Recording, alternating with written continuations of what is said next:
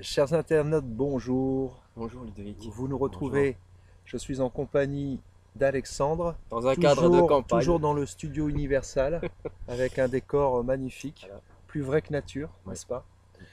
Nous allons donc, grâce à vous, entamer le chapitre 6 de l'ouvrage L'Antéchrist de la Bézins.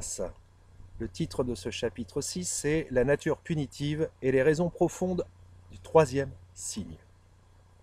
Il n'y a jamais d'effet sans cause. Ouais. Donc nous allons voir l'une après l'autre les raisons profondes de ce troisième signe.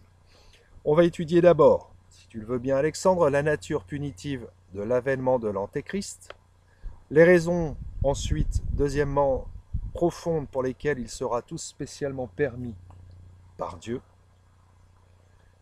et puis nous verrons à la suite de ces deux sous-parties peut-être une conclusion qui nous amènera à la deuxième partie qui parlera donc de l'Antéchrist, La personne. de la personne de l'Antéchrist, effectivement. Entendu. Donc premièrement, l'avènement de l'Antéchrist résultera d'un mystérieux et juste jugement de Dieu. Citation dans l'Apocalypse de Jean, chapitre 5, verset 43. « Je suis venu au nom de mon Père, et vous ne m'avez point reçu. Un autre viendra en son propre nom, et vous le recevrez. » C'est en premier lieu aux Juifs que s'adressent ces paroles de notre divin Sauveur. Les Juifs perfides, qui ont renié et crucifié le véritable Messie, recevront, à la fin du monde, l'Antéchrist, le faux Messie temporel qu'ils auront tant désiré. D'ailleurs, ils ont fait un appel en commun en Oui. 2012. Les rabbins ont fait une demande expresse auprès de la communauté juive à travers le monde pour faire une prière pour l'avènement de l'Antéchrist. Pour activer un peu cette venue. Nous, on l'appelle l'Antéchrist, mais eux Mm. l'appellent le Messie. Mm. Et puis, vraisemblablement, il y a encore eu un document sur YouTube, Ouais, sur c'est ça. Internet. Oui, ce printemps dernier. Ouais. Donc Ouais. ça correspond à un moment du temps qu'il juge propice C'est pour ça. renouveler cette demande express. Mm. Donc, ce faux Messie temporel, tant désiré, participera donc à la nature du châtiment, d'un châtiment qui leur est réservé, avant que, reconnaissant enfin ouvertement leur erreur, ils embrassent la foi en notre Rédempteur. Jésus dit, vous ne m'acceptez pas, bah vous en acceptez un autre que vous prendrez pour le Messie authentique. Oui. Et ce sera là votre châtiment déjà sur le plan spirituel, sur le plan théologique. Ouais. Cependant, en deuxième lieu, ces divines paroles peuvent s'appliquer aux mauvais et aux faux chrétiens de tous les siècles. Tout à fait, ouais. Ceux qui n'auront pas vraiment et profondément reçu la foi catholique en leur intelligence et la charité chrétienne en leur cœur, ceux dont la foi sera morte sans bonnes œuvres, non informés par la divine charité, ceux, en un mot, qui n'auront pas eu un amour ardent de la vérité, de notre Seigneur Jésus-Christ, recevront un autre à la place, un autre venant en son propre nom, parlant de son propre fond, qui ne saurait dire avec Jésus et ses vrais disciples, ma doctrine n'est pas ma doctrine, elle est celle de celui qui m'a envoyé. Ne voit-on pas là dans notre actualité, avec un mouvement de révolte populaire naissant et se confirmant semaine après semaine, Oui. justement une attente populaire d'une solution à la crise de cette dictature en marche qui est la crise covidiste, pour employer un néologisme. Alors, il y a un piège dans l'attente d'une solution. Qu'en penses-tu? Oui, c'est sûr. C'est sûr. Il y a, il y aurait plein de choses à dire autour de ce sujet-là. C'est vrai que pour moi, il y a un chaos. Enfin, il y a un chaos qui est en train de qui se profile à l'horizon et qui, de ce chaos, pourrait générer, enfin, favoriserait en tout cas la venue de l'Antéchrist, Oui, c'est un petit peu comme qui de... serait passé pour le sauveur, quoi. Ça En me gros, rappelle un petit peu sauver la ce situation. qu'un ami dit des comics. C'est qu'il y a le héros d'une bande dessinée est toujours opposé à un méchant. Oui. et il passe pour Oui, celui qui va délivrer la c'est ça. population, qui va rétablir le bien, mais enfin, lui-même, dans sa nature, bon, hormis le fait qu'il ne soit pas le divin rédempteur, mais porte en lui quand même une semence du non-être, du mal, parce que souvent les super-héros dans les comics qui influencent tellement la jeunesse et notamment Oui, l'industrie cinématographique sont des transhumains. c'est ça. L'homme araignée, Oui, le Docteur Strange, etc., ouais, etc.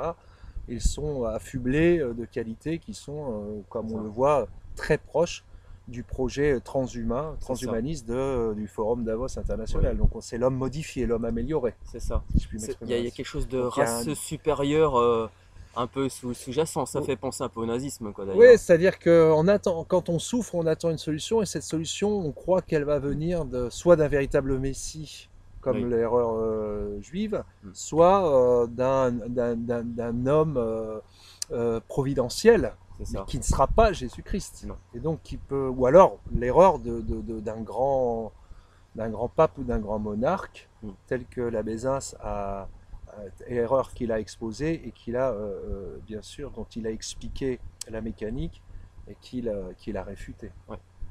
Donc c'est un piège, évidemment, quand on reçoit la solution, mais alors quelle est la nature de cette solution? Et là, on voit qu'il y a un piège, parce que s'il s'agit de l'antéchrist, si les gens adulent l'antéchrist comme Jésus-Christ notre Seigneur, Ouais. ils tombent dans le piège tendu par l'ennemi. Mais heureusement, dans le chapitre prochain, donc c'est pas celui-là, on parlera de la personne de l'Antéchrist où il y aura tout vraiment, on verra son caractère. Enfin, voilà. Ce sera Alors, plus facile à déterminer. continuons, Oui, cet autre qui sera soit comme les hérésiarques ou impies de grande ou petite envergure le disent, un antéchrist au sens large de ce mot, soit l'antéchrist en personne, dont les autres sont les figures et tristes compères et ancêtres. Pardon. Pour rappeler qu'effectivement, ce terme d'antéchrist, il faut le concevoir dans deux sens. D'abord, dans le sens d'un corps constitué, un corps mystique, donc constitué de particuliers qui collaborent justement à l'avènement personnel oui, d'un être, donc d'un antéchrist, oui. un humain. C'est ça. Ou qui sont des figures aussi de l'Antéchrist, par les erreurs qu'ils diffusent. Ce sera là aussi un terrible châtiment de l'infidélité du plus grand nombre. Du fait qu'ils n'ont point reçu la charité de la vérité, de façon à être sauvés, Dieu leur enverra une puissance d'égarement, en sorte qu'ils croiront au mensonge, afin que soient jugés tous ceux qui n'auront pas cru à la vérité, mais auront consenti à l'iniquité. Ouais. C'est en fait, c'est dans les épîtres de saint Paul aux Thessaloniciens, on revient toujours à une forme Oui. de châtiment qui consiste à dire, ah, vous n'avez pas la charité de la vérité, vous refusez la vérité, bon, bah, continuez à la refuser, et ce qui est faux, et ce qui est source de mensonge, vous croirez que c'est la vérité, et vous ferez confiance à cette source qui est inique.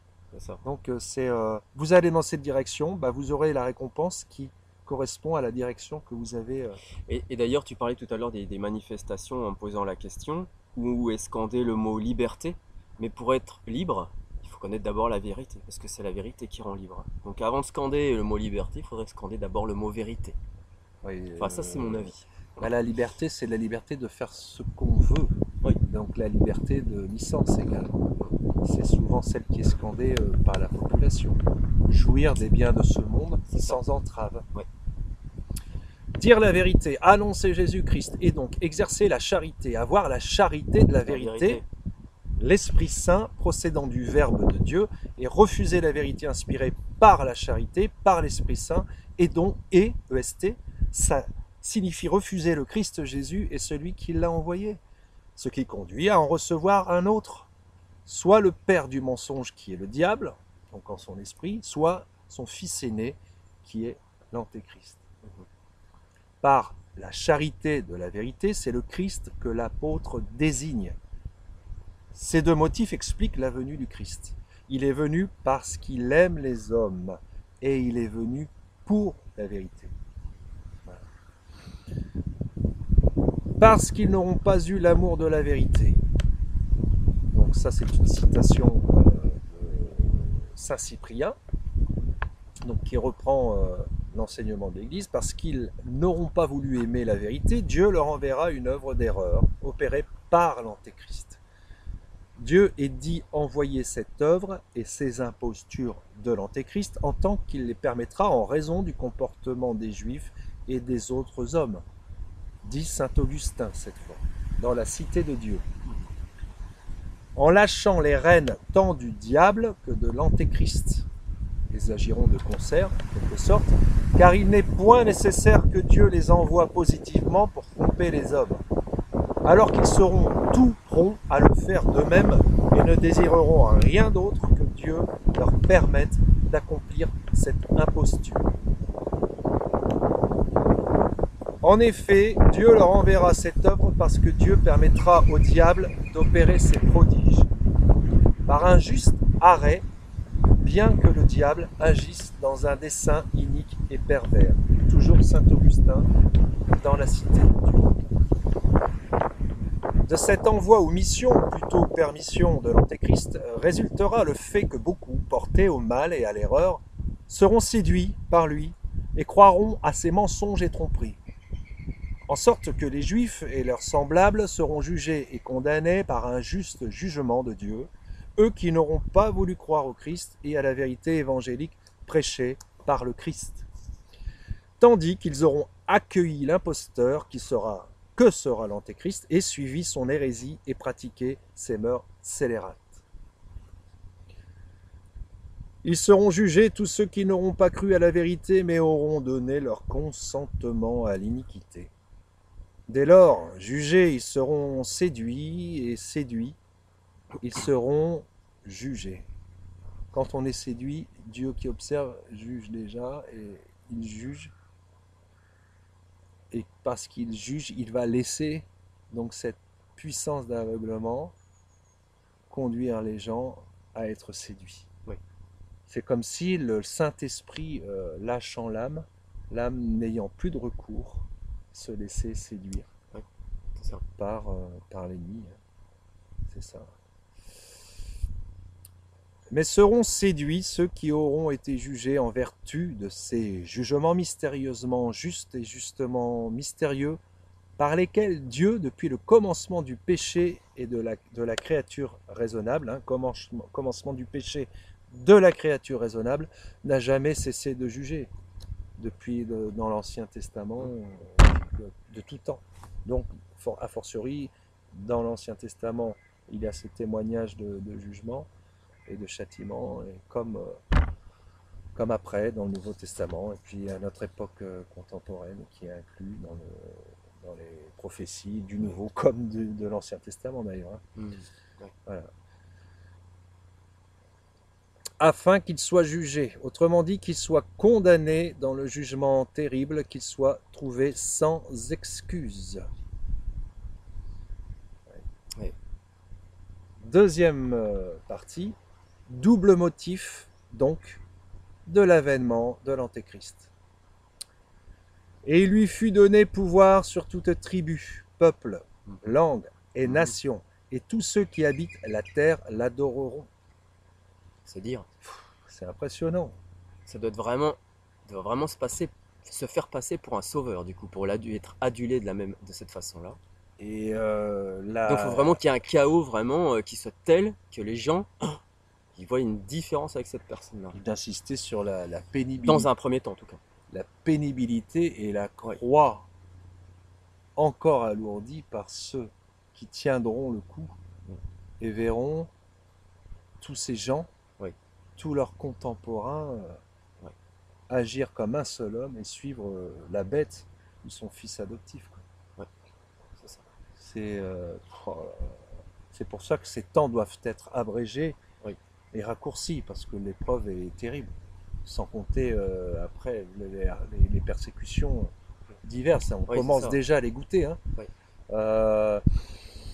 Le vaccin va pas obligatoire, mais obligé, parce qu'il va falloir le faire pour certaines catégories socio-professionnelles afin de subsister et de travailler. Les taux se resserrent. Mais qui va s'élargir après d'autres professions aussi, hein, évidemment. Et donc ça signifie l'apartheid, création de citoyens de seconde zone. Dans la minorité de ces citoyens de seconde zone, il y aura forcément des catholiques résistants. Donc c'est encore un noyau plus restreint. c'est vraiment le morcellement de l'être. C'est ça. Hein, prenons une pierre, donnons des coups de masse répétitifs sur cette C'est pierre ça. et ça finira en sable. On va se retrouver comme Oui. des grains de sable. Mm. C'est terrible. Beaucoup se demanderont pourquoi Dieu permettra de telles choses au point que l'Antéchrist trompe le genre humain d'une façon si mauvaise. Il permettra cela pour deux raisons. Car, comme il le dit lui-même dans l'Évangile, en ces jours-là, la charité d'un grand nombre se refroidira et l'iniquité abondera. Entendre la charité, ici l'amour de Dieu, hein, l'amour de la vérité, je rappelle juste.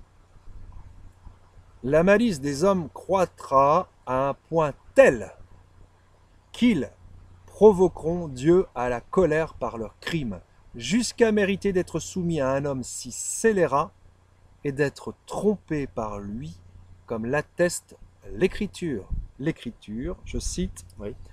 qui fait régner un homme hypocrite à cause de la perversité du peuple. On a les chefs qu'on mérite. C'est ça. Et notons bien l'adjectif ici de l'hypocrisie, enfin l'hypocrite, c'est-à-dire qu'en fait qui se fait passer pour quelqu'un de bien. Donc c'est bien ce qu'on dit. C'est-à-dire qu'il y a un tel chaos que les gens croient que ce sauveur-là est enfin que cette pardon, pas le sauveur, mais que cet antéchrist se fait passer pour le sauveur. Donc, mais en fait c'est un agent double, quoi. Enfin il est double cette personne-là. Il se fait passer pour quelqu'un de bien, mais non, Quand c'est on pire. voit le président de l'actuelle République française, Oui. qui est un, je dirais par analogie, qui était un séducteur pour bon nombre d'individus qui ont cru en lui, Mm. et c'est le mal déguisé en attribut. Alors il est jeune, il est sympathique, il est mignon, il est tout ce qu'on veut, Oui, mais oui, en fait c'est il est en c'est train vrai. de détruire la France. C'est une belle figure de C'est l'antéchrist. Oui, Macron. analogiquement, ça fait penser à ça. Hein. Mm. Si on prend des individus avec une dimension un peu néognostique, bobo, permaculture, dissidence de type Louis Fouché qui dit des vérités scientifiques, Mm. mais c'est pas parce qu'il dit des vérités scientifiques que le modèle de civilisation qu'il propose au nom d'un éveil commun qu'on rencontre dans le discours de certains gourous qui pensent qu'un l'éveil de la conscience va unir les hommes, mais on ne parle pas de Jésus-Christ, évidemment, sans la miséricorde de Dieu, du Dieu trinitaire. Hein, il est toujours évacué hein, dans tous les discours. Ouais. Hein, à part Monsieur Boutry qui a dit qu'il était chrétien et qui a parlé de la contre-église dans une de ses dernières vidéos, mais on retrouve toujours, et les gens sont toujours tentés d'accorder du crédit et de demander des solutions à des gens qui ne sont pas de Dieu, qui Non. appartiennent au corps mystique de l'Antéchrist. Parmi les signes avant-coureurs de l'avènement de l'Antéchrist, il y a l'établissement de son corps mystique et de toutes ces voix qui font écho les unes aux autres et qui proposent des solutions qui ne sont pas de Dieu. Voilà. Alors Dieu punit. Vous voulez ça? Ben, tenez, prenez et mangez-en tous. Ceci est l'Antéchrist. C'est ça. Hypocrite, ben, l'hypocrisie c'est devenu quelque chose d'assez commun aujourd'hui dans les relations humaines. Les compromis, taire ce qu'on pense, même si ce qu'on pense est vrai sur quelque chose ou quelqu'un dont on souligne l'iniquité, l'impiété, etc.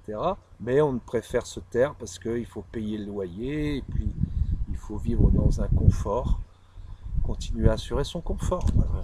Donc voilà pourquoi Dieu laisse faire. Car ainsi que le dit l'apôtre, Dieu les livrera à un sens réprouvé, de sorte qu'ils feront ce qui ne convient pas, au point qu'ils ne pourront pas faire pire, puisqu'ils accompliront tous les maux qui leur viendront à l'esprit. Aussi sera-ce par une très juste permission de Dieu que, trompés par l'Antéchrist, ils se perdront plus terriblement. Mais ils vont répondre à la voix de leur chef. Et donc ils suivront leur chef dans la perdition. C'est ça. En empruntant le chemin de la damnation éternelle. Ce que Dieu permettra aussi pour l'approbation de ses élus, afin qu'ils soient éprouvés comme par le feu, en ces persécutions de l'Antéchrist, ainsi qu'il est écrit en Daniel. Beaucoup seront élus, purifiés et éprouvés comme par le feu. Ben oui, le feu dégage le fer de la rouille, dégage. C'est ça. Donc les âmes ont besoin de se purifier, c'est par l'effort sûr. et la souffrance. Il y a beaucoup de martyrs qui l'ont témoigné hein, sous les persécutions de Néron, etc.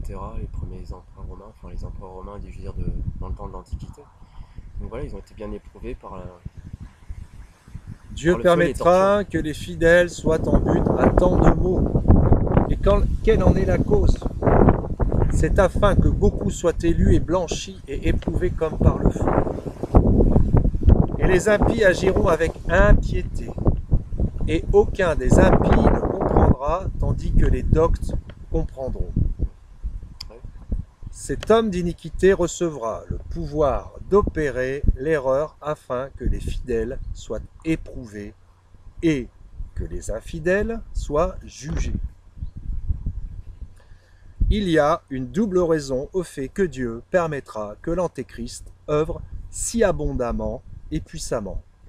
La première raison, c'est que pour qu'apparaisse à travers les saints qui résisteront à l'Antéchrist l'efficacité de la grâce du Christ, voilà, il faut qu'il y ait une raison pour qu'apparaisse à travers les saints qui résisteront à l'Antéchrist l'efficacité de la grâce du Christ. C'est ce qu'on avait dit préalablement.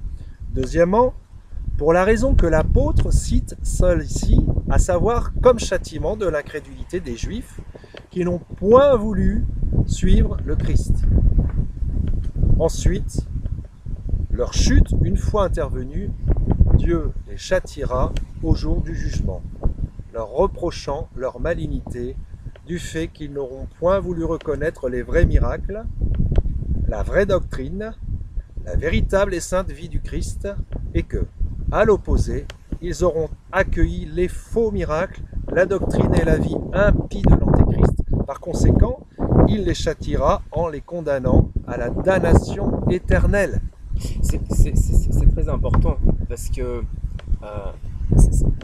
là on est un peu à la veille de la venue de l'Antéchrist. Donc l'Antéchrist va servir en fait, comment dire, de témoin à l'existence du démon, enfin à tout ce qui montre, mais aussi à l'existence de l'âme.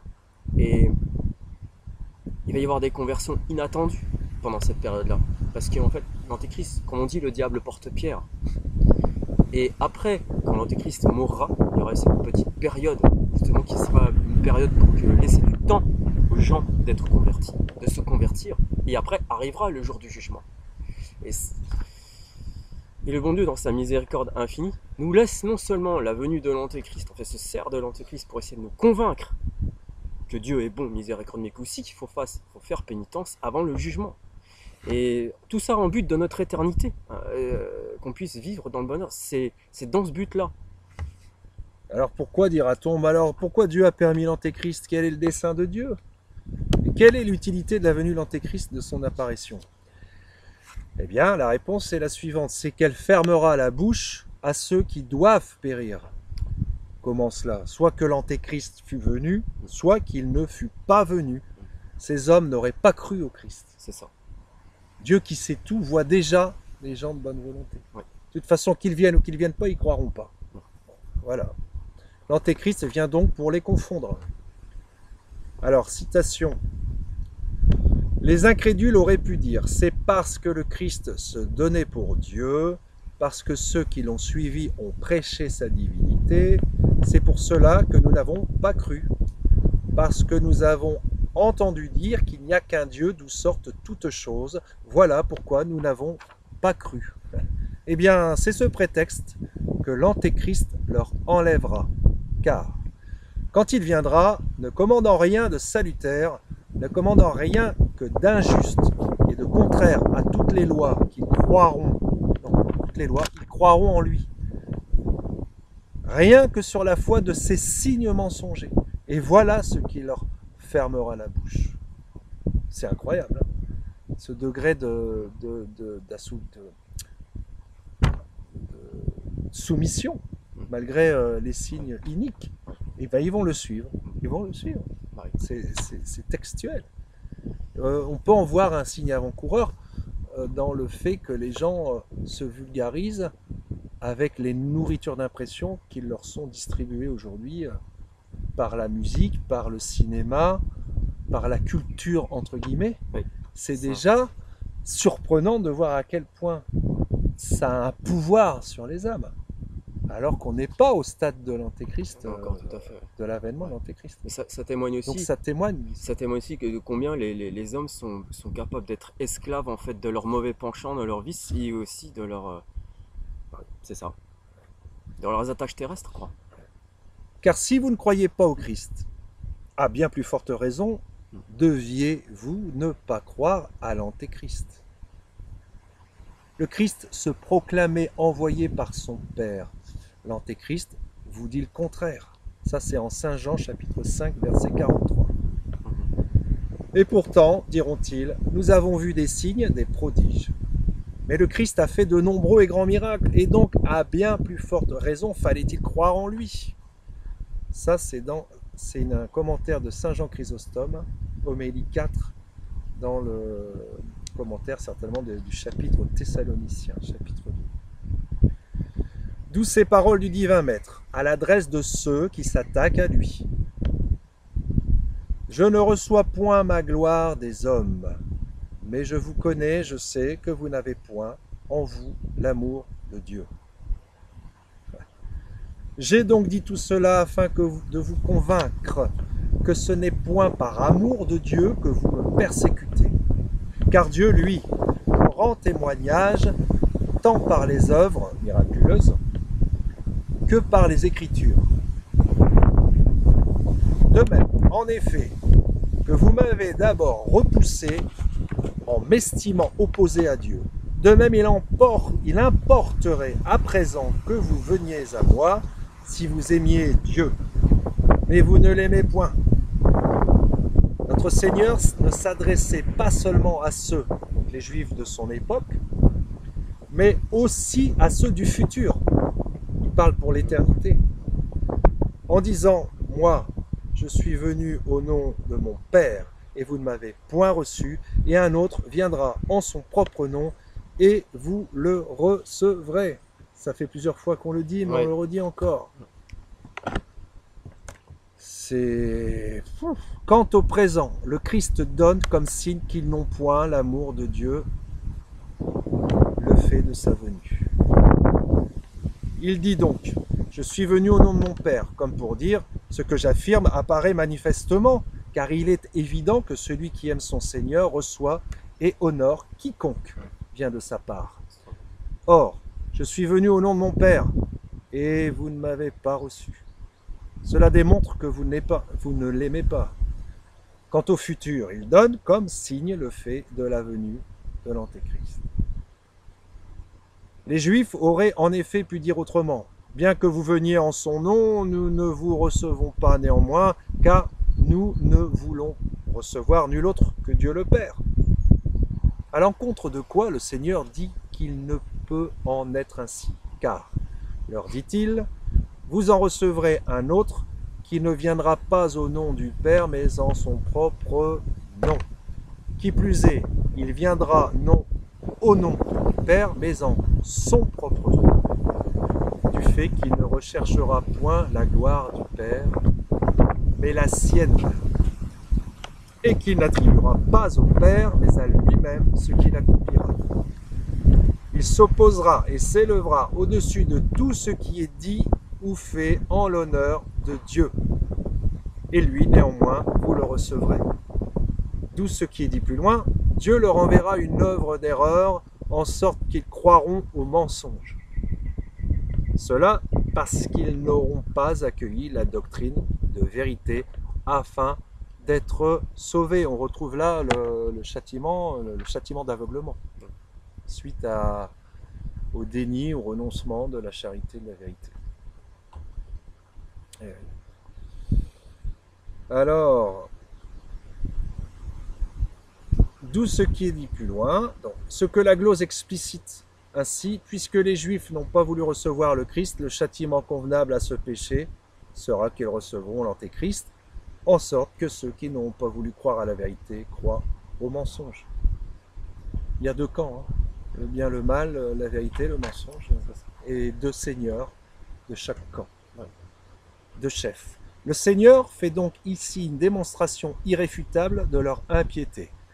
Comme s'il disait, si c'était par amour de Dieu que vous m'aviez persécuté, Vous auriez dû d'autant plus persécuter l'Antéchrist, puisque lui ne se dira point envoyé par le Père, il ne prétendra venir de par sa volonté, mais qu'au contraire, s'arrogeant ce qui ne lui appartient pas, il se proclamera Dieu, supérieur à tous. Il est donc évident que c'est par envie qu'il persécutait le Christ et par haine de Dieu. Il fait régner l'homme hypocrite à cause des péchés du peuple. En effet, les Juifs n'ont pas voulu que règne sur eux le roi véritable, c'est pourquoi ils recevront un hypocrite en raison de leur démérite, ainsi que la vérité elle-même l'a déclaré dans l'Évangile. Également saint Paul, dans ses épîtres aux Thessaloniciens. Ouais. On peut donc entendre ces paroles, il fait régner l'homme hypocrite à cause des péchés du peuple, de la tête de tous les hypocrites qu'est l'Antéchrist.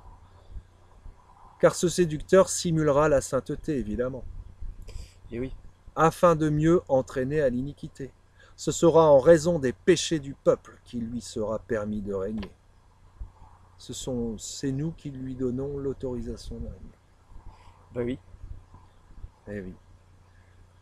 C'est pour ça que toujours remettre la faute sur la tête des autres, notamment sur les chefs, c'est un peu facile. Hein? Bon.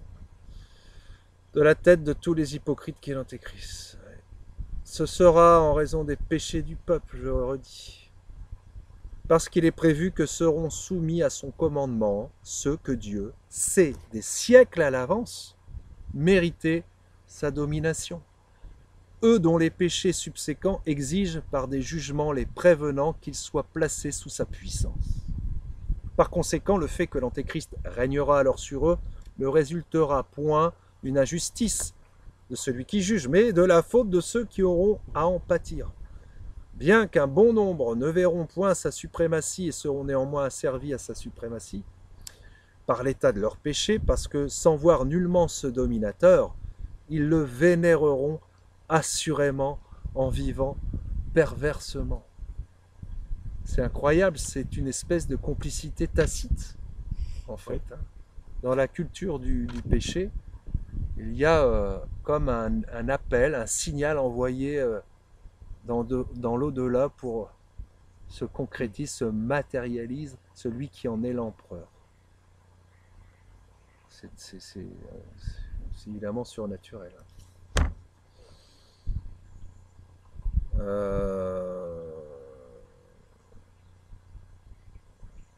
Ne sont-ils point en effet ces membres, ceux qui par l'affection d'une apparence de sainteté désirent paraître ce qu'ils ne sont pas? Certes, celui-ci sera le roi des hypocrites, puisque tandis qu'il sera l'homme damné et un esprit pervers, il ira jusqu'à prétendre être Dieu. Cependant, il n'en est pas moins certain qu'appartiennent dès maintenant à son corps ceux qui cachent leur iniquité sous le voile des honneurs sacrés,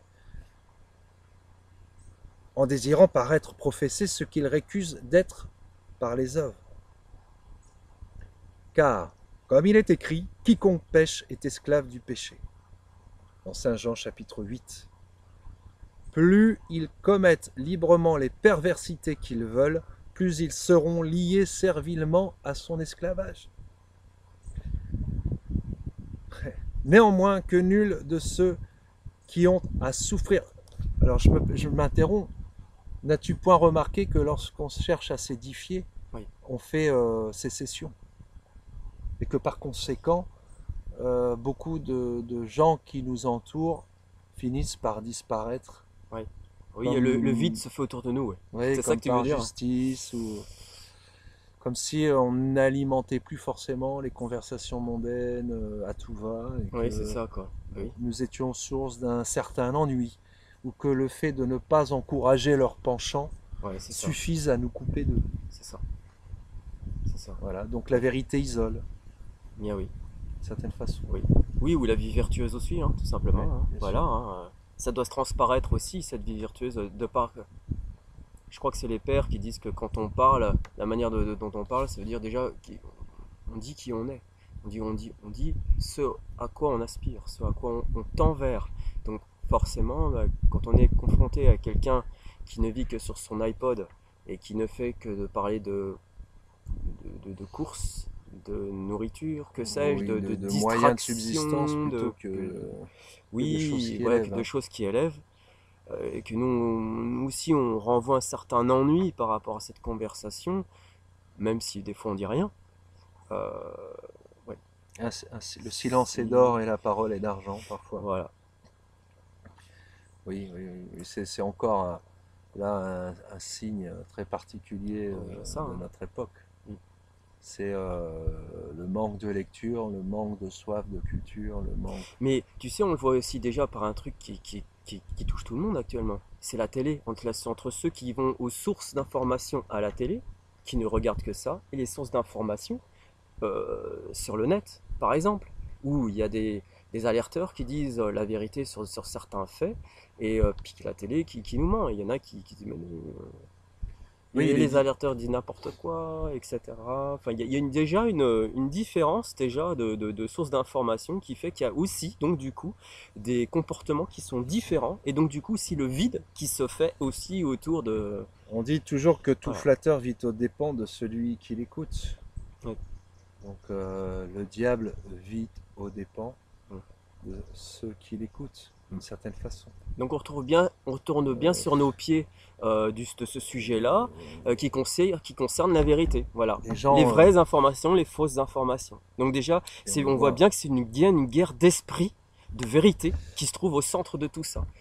on le constate d'autant plus que les gens cherchent des solutions chez les individus qui flattent leur ego Hmm. ou qui redorent leur identité en leur faisant à croire qu'ils appartiennent à la communauté d'élite, Oui. d'une certaine façon. Hmm. D'ailleurs, je crois que ce sont les pères de l'Église, je ne sais plus qui dit ça, mais enfin, à la fin des temps, les hommes prêteront oreille à ceux qui flattent. Ouais. C'est-à-dire, on attache un crédit qu'à ceux qui nous disent ce qu'on a envie d'entendre. Oui. Hein, on n'aime pas être bousculé dans notre Non, petit confort intellectuel, on n'aime pas être remis en question. c'est bien C'est naturel. tellement humain, Bah oui. c'est tellement naturel, eh oui. Mais Hmm. néanmoins que nul de ceux qui ont à souffrir d'un tel supérieur n'accuse celui qu'il souffre, car c'est en raison de son démérite qu'il a été soumis à la direction d'un supérieur pervers. Qu'il accuse donc davantage sa faute personnelle que l'injustice de celui qui le gouverne. Car il est écrit « Je te donnerai des rois en ma fureur ». Je te donnerai des rois en ma fureur. Quand on voit la décadence de nos chefs de la direction politique de la France, là on a la preuve que Dieu envoie comme châtiment des présidents fantoches, des baltringues, hein, ou des chiens de garde, des hauts initiés des loges qui sont en arrière-plan, Bien sûr. qui sont à couvert. Hein. Donc faut plutôt se poser la question de savoir si on ne mérite pas de tels gouvernants. Et là, nous avons une réponse. Tu auras ce que tu mérites, y compris les chefs que tu attireras. C'est ça. Bien qu'il arrive que des élus soient soumis quelquefois à des réprouvés, comme David, qui eut longtemps à supporter Saul. Ne ferez-vous pas se lever leur vespérale sur les fils de la terre ? Le Seigneur fera se lever leur vespérale sur les fils de la terre en ce qu'il permettra, en raison de leur démérite, que les cœurs infidèles des Juifs soient dominés par l'Antéchrist. C'est justement en effet que seront soumis à cette heure vespérale par le Seigneur ceux qui, de leur plein gré, auront voulu être des fils de la terre. Donc en farouche opposition avec les fils du ciel. Recherchant assurément les biens terrestres et non les célestes, ils ont été aveuglés en regardant la clarté de notre porte-lumière, qui est le Christ. Et puisqu'ils ont souhaité leur vespérale pour se diriger par eux-mêmes, ils ont été plongés dans la nuit éternelle de la damnation, qui en est la suite. De là ce que le Seigneur dit dans l'Évangile ainsi que saint Paul. Par conséquent, leur vespérale qui se serait nullement étendue sur eux, s'ils avaient voulu être des fils du ciel. Mais comme ils ne désirent que les biens visibles, ayant perdu la lumière du cœur, ils seront conduits aux ténèbres de la nuit. On retrouve bien l'attachement terrestre que je signalais, Saint Grégoire. soit dans nos conversations, soit... Si tout cela convient premièrement et historiquement aux Juifs, cela s'applique à tous, comme on l'a déjà dit, à tous les mauvais ou faux chrétiens, ainsi qu'aux hérétiques et aux schismatiques, aux infidèles et aux impies, les schismatiques dont tu as pu parler dans le... Oui, dans le tableau des sacres sans mandat, mais aussi que l'abbé s'y a répété aussi, l'abbé Zin s'y a répété aussi, avec cette secte moderniste qui se trouve au Vatican, et tous ceux qui y sont affiliés de près ou de loin. Pour le présent, ils ne reçoivent le Christ qu'en apparence, ou le méprisent, ou s'attaquent à lui et à son Église. Pour le futur, ils accueilleront à bras ouverts le fils de perdition, qui sera à leur mesure, ce qu'on vient de dire. Image et goût. Quant à ceux qui, dans le présent, reçoivent véritablement notre Seigneur Jésus et par un ardent amour de la vérité, seront à même, avec le secours de la grâce divine, de s'opposer et de résister à tout antéchrist qui se trouvera sur leur route et tentera de les empêcher de parvenir au ciel. Si la grâce de Dieu ne nous vient pas en aide, mon ami, on est très mal barré. Oui, voilà. Grâce que notre divin Sauveur daigne nous accorder en l'honneur de sa mère, qui est aussi la nôtre, et en vertu des mérites infinis de sa passion rédemptrice. C'est notre espérance, la Vierge Marie. À ce double motif moral de la venue de l'Antéchrist, on peut rajouter une raison mystique de l'humiliation de l'Église militante qu'elle implique. Depuis les fêtes de la Pentecôte où elle prit naissance, l'Église reproduit au cours des siècles toute la vie du Christ, dont elle est le corps mystique. Jésus, dès son enfance, est persécuté et doit fuir en Égypte. Nous, on est en train de fuir en Égypte. On est dans la campagne, derrière un arbre, un chêne dans les champs. On est en train de fuir en Égypte. Ouais. Et remarquez que cet exemple de la fuite en Égypte est quand même très symbolique, enfin repris ici, mais en même temps très fort. Parce que imaginez-vous que Saint Joseph quitte Nazareth en pleine nuit, prend Marie et l'enfant Jésus avec lui, quitte tout, son travail, etc., pour fuir. Il y a cet esprit de détachement terrestre dont on parlait tout à l'heure. Oui. Et c'est là, voilà, où les élus vont être vraiment être au pied du mur. Est-ce qu'ils seront capables de se détacher de leurs affections terrestres et ce qui est assez, et en s'abandonnant à ce qui leur arrive après. Ce qui est assez affligeant. Dans les mains, dans les mains du bon Dieu, voilà, de la providence, quoi, pour voilà.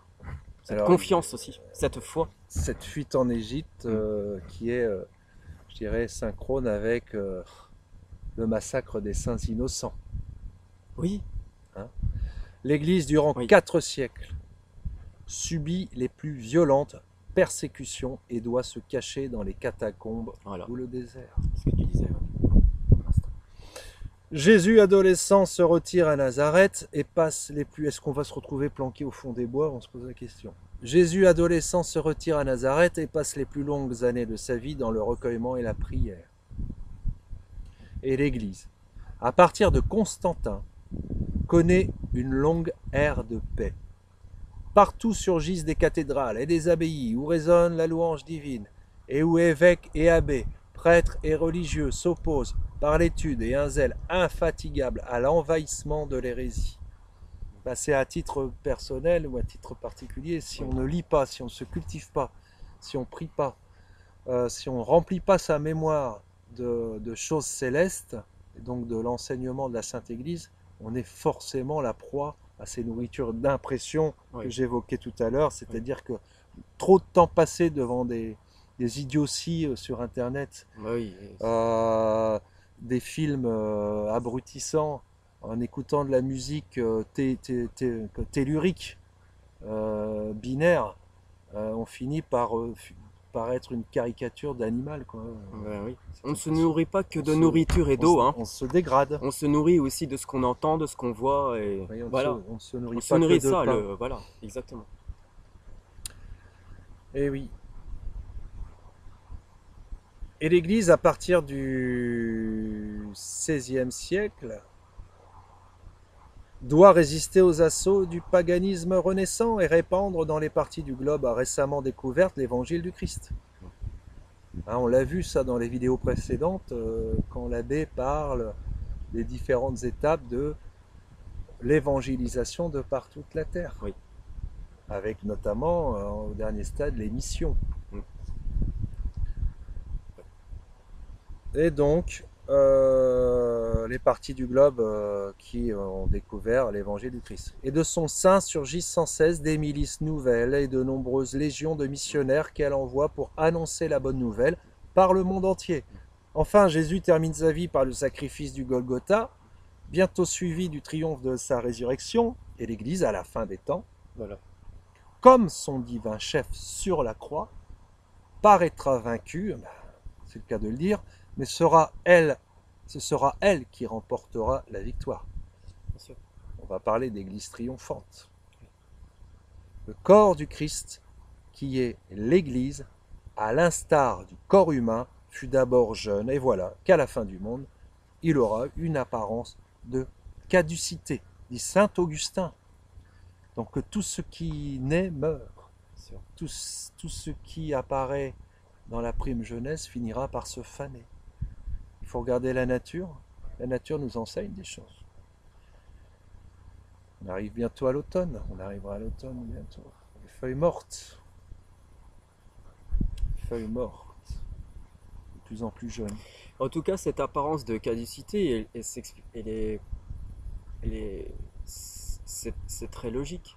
Puisqu'il y a un tel confort qui nous est accoutumé depuis déjà des décennies et qui s'est amélioré, ce confort en toute chose, qu'il y a forcément un attachement naturel qui se fait et qu'on oublie les choses et les valeurs surnaturelles. Donc ceux qui gardent vraiment la foi authentique et catholique, ils ont un tel détachement de tout ça, mais ils sont si peu sur terre que forcément l'Église aura une apparence de caducité. C'est une logique Alors, et donc, implacable. Et donc du coup, de là, c'est normal que il y a ceux qui sont dans la foi, ceux qui ne l'ont pas, ceux qui vivent de l'esprit de foi, et ceux qui ne vivront pas de l'esprit de foi. Ceci étant précisé, nous allons aborder à présent l'étude du troisième signe, qui consiste donc en l'avènement de l'Antéchrist. On va considérer en détail les traits caractéristiques de sa personne et de sa vie, afin d'être mieux prévenus et armés contre ses œuvres séductrices. Nous contemplerons ensuite sa défaite et le terrible châtiment dont il sera frappé avec ses disciples et ceux qui auront reçu son caractère, afin de nous garder, tant que faire se peut, d'autant mieux, de la tentation de lâcher pied pour sauver notre misérable vie terrestre, tout en prétendant vouloir en même temps s'en tirer à bon compte en raison de la miséricorde divine. Nous admirerons entre-temps l'admirable façon dont Dieu viendra au secours de ses élus au plus fort de la tourmente, parce qu'on ne sera pas démunis, à travers la surprenante personnalité de ces deux témoins, Enoch et Élie, afin de grandir dans la confiance en Dieu et dans la sagesse d'implorer sans cesse le secours tout spécial, une grâce particulièrement efficace, elle a plutôt intérêt à l'être, effectivement, sans laquelle nul ne pourra surmonter de telles épreuves. Le fait même de ces prédications si précises sera un grand réconfort dans la foi en notre Seigneur Jésus-Christ pour ceux qui, les connaissant, les verront et les voient déjà s'accomplir une à une sous leurs yeux. On vous dit à très bientôt, peut-être au pied d'un arbre, peut-être dans un champ, que sais-je. La providence est tellement imprévisible, cher Alexandre. Nous vous remercions de votre attention. C'est toujours un plaisir de partager l'écran avec Alexandre et cet arbre. La chaîne de Saint-Louis. Et je vous dis rendez-vous pour la deuxième partie sur la personne. Eh oui, la personne de l'Antéchrist. À très bientôt. À bientôt.